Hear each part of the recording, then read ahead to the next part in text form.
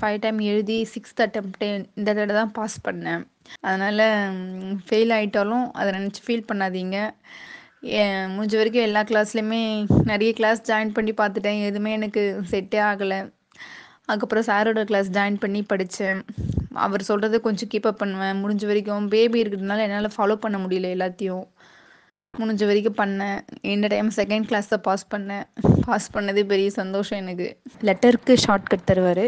லெட்டரில் ஃபுல் புக்லேயே இருக்க லெட்டரில் வந்து என்ன வேர்டு காமனாக இருக்கோ அது எல்லாத்துக்குமே ஷார்ட்கட் இருக்குது. அதுக்கப்புறம் பார்த்தீங்கன்னா சார் அன்னோன் ஸ்பீட் கொடுப்பாரு. கிளாஸ்லேயே வந்து லைவ் டெஸ்ட் நடக்கும் டெய்லி. இது எல்லாமே வந்து எனக்கு எக்ஸாமுக்கு ரொம்ப யூஸ்ஃபுல்லாக இருந்துச்சு. கண்டிப்பாக இத்தனை ஃபெயிலியருக்கு அப்புறம் வர சக்ஸஸ் வந்து ரொம்ப ஸ்டேபிளாக இருக்கும்னு நான் நம்புகிறேன். அதனால் நீங்களும் நெக்ஸ்ட் எக்ஸாமுக்கு ப்ரிப்பேர் பண்ணுங்கள். Thank you. Welcome to short and தமிழா. நடந்து முடிஞ்ச ஆகஸ்ட் ஷார்ட் அண்ட் எக்ஸாமில் பாஸ் பண்ண எல்லா ஸ்டூடெண்ட்ஸ்க்கும் எங்களோட வாழ்த்துக்கள். அண்டு நல்லா ப்ராக்டிஸ் பண்ணியும் அங்கே எக்ஸாமில் ஒரு சில ஸ்டூடெண்ட்ஸ் வந்து ஃபெயில் ஆகிருப்பீங்களா, அவங்களுக்கு ஒரு சில விஷயங்களை வந்து சொல்ல ஆசைப்படுறோம். இங்கிலீஷ் ஷார்ட் அண்ட் சீனியருக்கான லைவ் ஆன்லைன் கிளாஸுக்கு அட்மிஷன் வந்து ஓப்பன் பண்ணியிருக்கிறோம். ஸோ இங்கிலீஷ் சீனியர் வந்து தினமும் ஈவினிங் வந்து 7 to 8 வந்து உங்களுக்கு லைவ் கிளாஸ் இருக்கும். ஸோ இந்த லைவ் கிளாஸில் வந்து நீங்கள் ஜாயின் பண்ணுறதுக்கு மந்த்லி ஃபீஸ் 400 வந்து ஸ்க்ரீனில் பார்க்குற இந்த நம்பருக்கு நீங்கள் பே பண்ணிவிட்டு ஸோ அதே நம்பருக்கு ஸ்க்ரீன்ஷாட் அனுப்புனீங்க அப்படின்னா உங்களுக்கு ஸ்டாஃப் வந்து அட்மிஷன் பண்ணிடுவாங்க.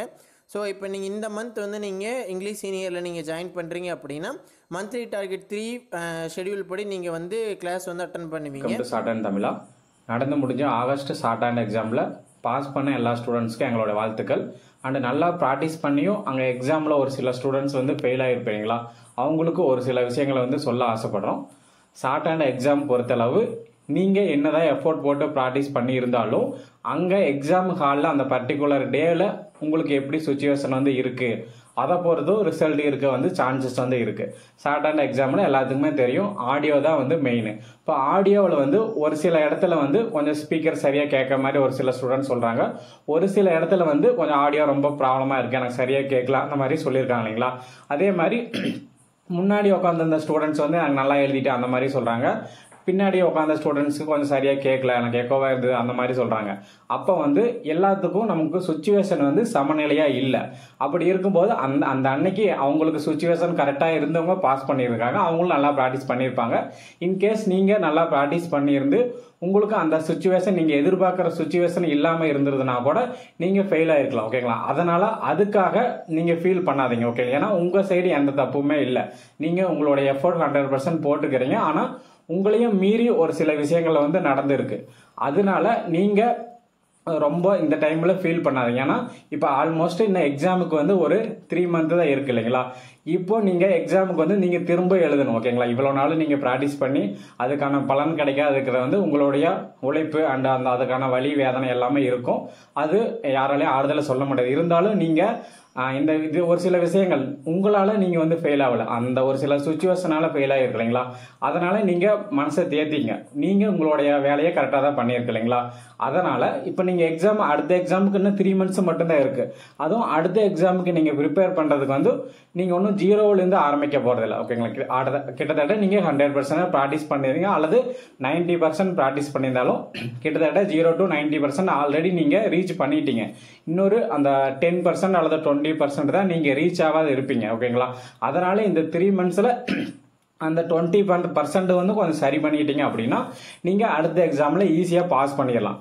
அதே மாதிரி இப்போ ஒரு சில எக்ஸாம் ஹாலில் வந்து அந்த எக்ஸாம் நடக்கும்போதே அந்த பஸ்ஸு சவுண்டு கேட்கறது, அல்லது அங்கே ஏதாவது கட்டட ஒர்க் பண்ணியிருந்தாங்களா அது நாய்ஸ் வந்து டிஸ்டர்பாக இருக்கிறது.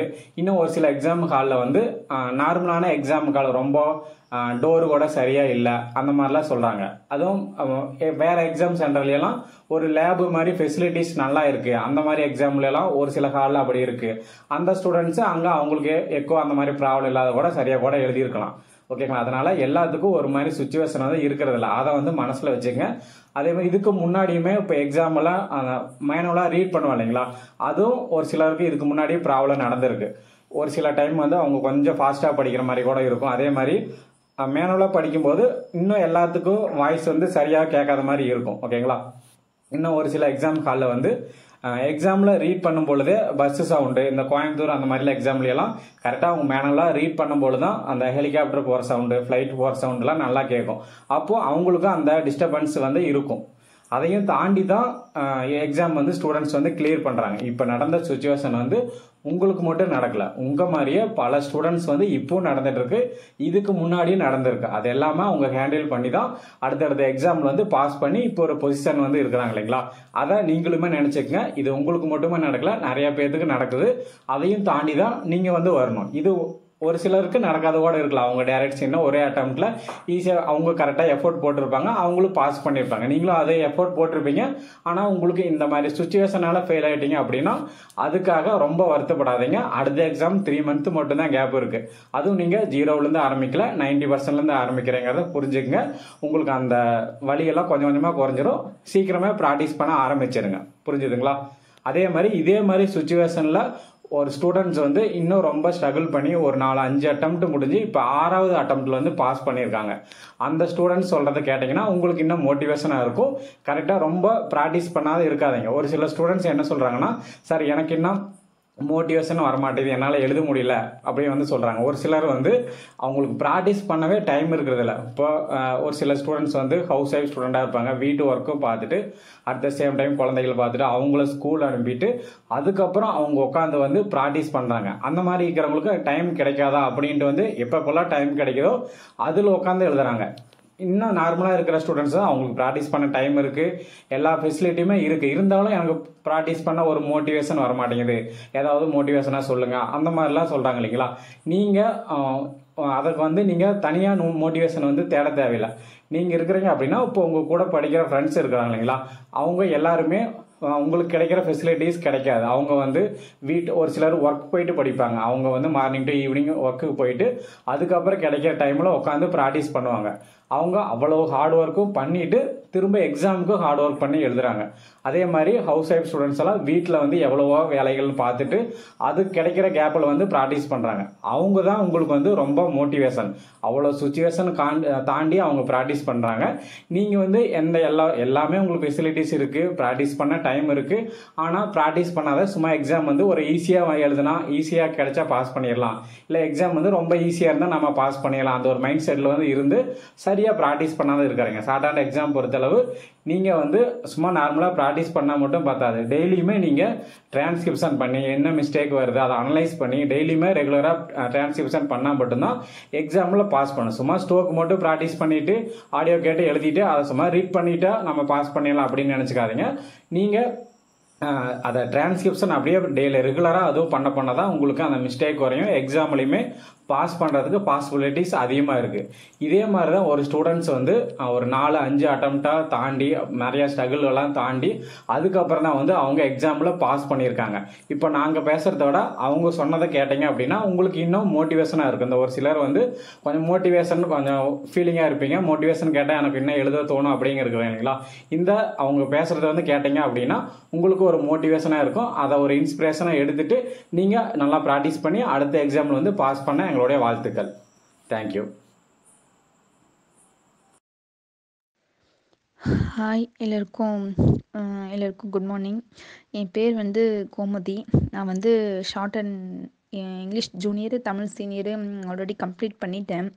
இங்கிலீஷ் சீனியர் வந்து எக்ஸாம் எழுதும்போது எனக்கு மேரேஜ் ஆகிடுச்சு. அது ஜாயின்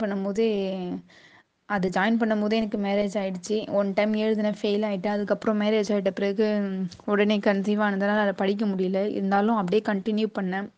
எக்ஸாம் கிட்டே வரும்போது லாஸ்ட் 1 month அந்த மாதிரி வர டைமில் தான் வந்து நான் எக்ஸாமே ப்ரிப்பேர் பண்ணுவேன். அதனால என்னால் ஒழுங்காக ப்ராப்பராக ப்ரிப்பேரே பண்ண முடியல. அது பண்ண முடியாததுனால எத்தனையோ டைம் 5 டைம் எழுதிட்டேன். 5 டைம் எழுதி 6th attempt இந்த தடவை தான் பாஸ் பண்ணேன். ரொம்ப கஷ்டமாக இருந்துச்சு. குழந்தை வச்சுட்டு படிக்கவே முடியல. எங்கள் ஹஸ்பண்ட் தான் எனக்கு ஹெல்ப் பண்ணுவார்.